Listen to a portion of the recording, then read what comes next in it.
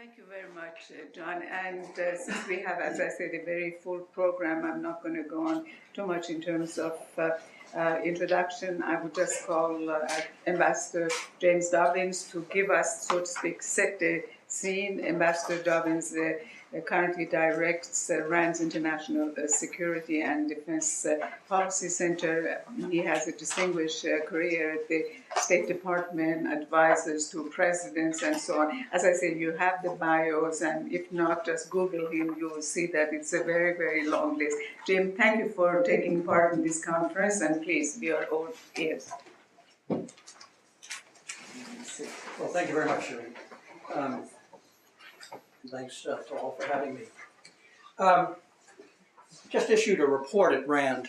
I brought a few copies along a couple of days ago, which is a shorter adaptation of a longer piece that we did a couple of months ago, which recommends against threatening the use of force as an element of our effort to halt an Iranian nuclear weapons program. And I thought I might go through the logic of that a bit. There are more copies available online, incidentally, because I wasn't able to bring enough for everybody, unfortunately. Or anybody can just email me after this, and I'll be glad to send copies. I mean, the argument proceeds pretty much as following. First of all, that the threat of force, what is in the diplomatic parlance called coercive diplomacy, seldom yields the desired result. That is, if you threaten somebody to stop doing something or do something, or otherwise you'll compel him to, the reaction is more often to get your adversary's backup than it is to cow him into submission. And I think just looking at the American record in this regard over the last 20 years or so is illustrative of this. Back in 1991, we threatened Saddam that if he didn't get out of Kuwait, we would invade and throw him out. He didn't. We did.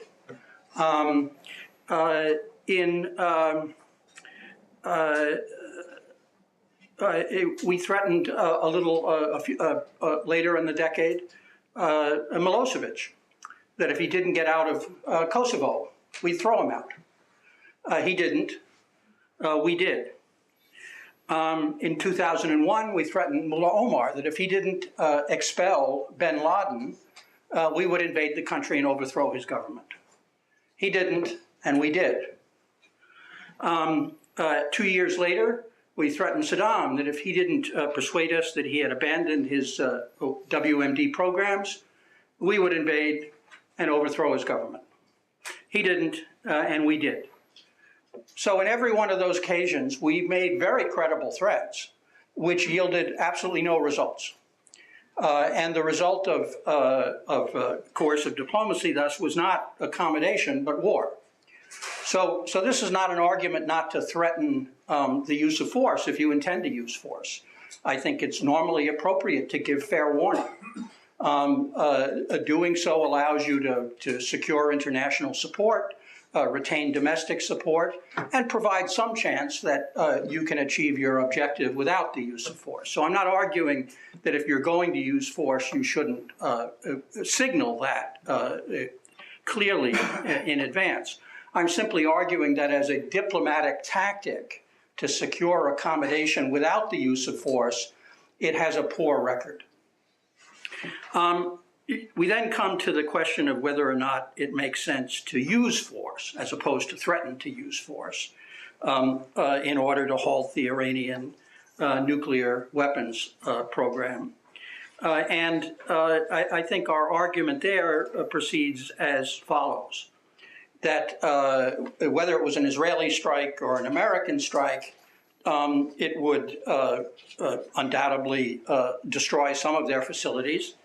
It would destroy the facilities we know about. It obviously would have no effect at all on any facilities we don't know about.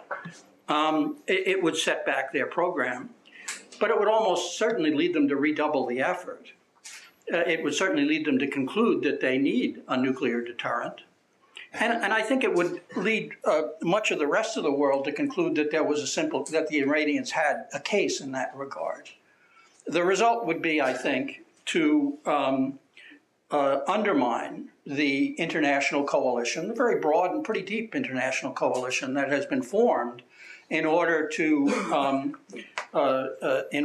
dissuade the Iranians from proceeding to build and deploy nuclear weapons. The consequence would be that the Iranians would try even harder, and they would try against less resistance. That is to say, they would have reduced their isolation. The sanctions regime would probably not be as enforced as rigidly in many countries as a result of this.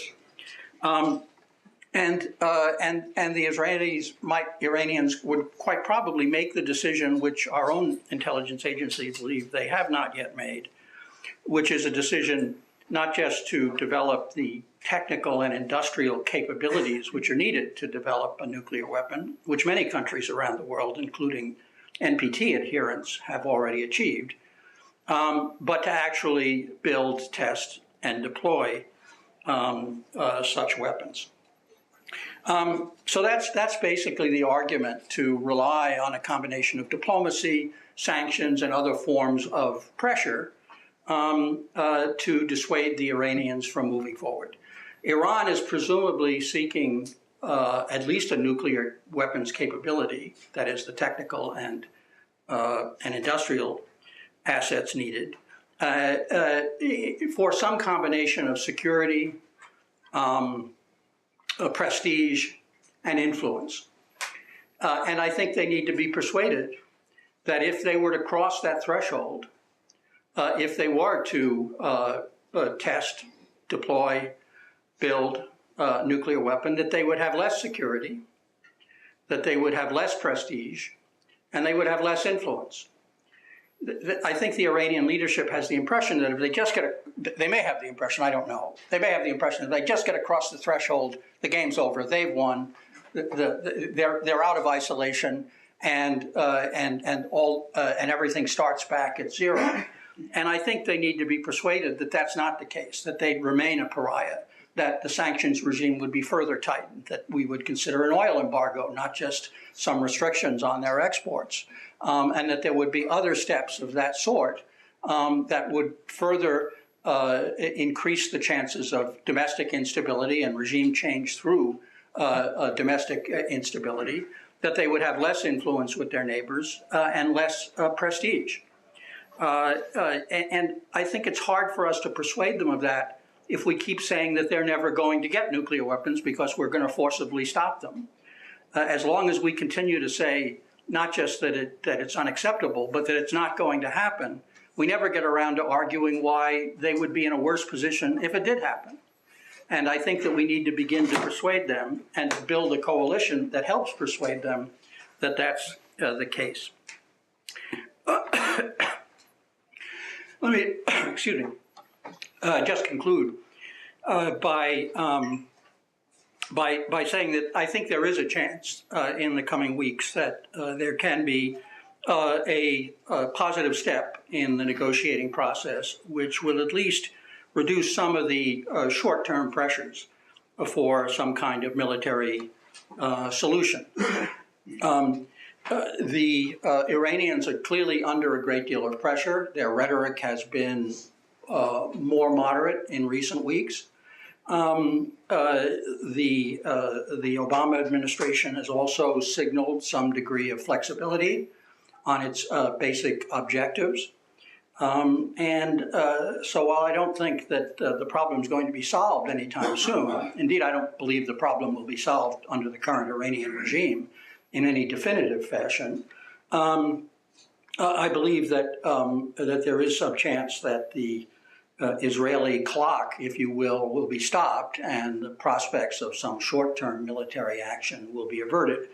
What's necessary to do that, as I understand it, is an Iranian agreement to stop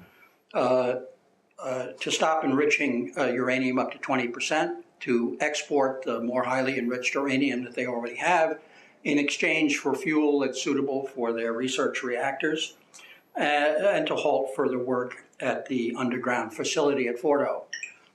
If they were to do that, I believe that the current tension and threat of imminent military action would be would be removed. Over the longer term, I think there's sort of three levels of desiderata with respect to the Iranian nuclear program. One is that they abandon nuclear enrichment entirely. The second, at the other extreme, that's the maximalist position, that they admit all of their previous errors and roll back their nuclear program essentially to zero as regards enrichment. I don't believe that's ever going to happen under any Iranian regime, including one that was much more to our liking otherwise. All polling and other information suggests that that Iran's mastery of the nuclear fuel cycle has strong support across the Iranian political spectrum, including democratic opposition elements. At the other extreme, the absolute minimum is that they not actually build and test and deploy a bomb. And that, I believe, is quite feasible. Indeed, most American experts believe they haven't yet made that decision and may not make the decision. So that's an achievable objective, even in the short term, and even under the current regime. I believe that a longer-term objective that could be achieved under a different regime would be to bring them into full compliance with the NPT and put them at the same standing as other states with respect to their freedom to develop the nuclear fuel cycle.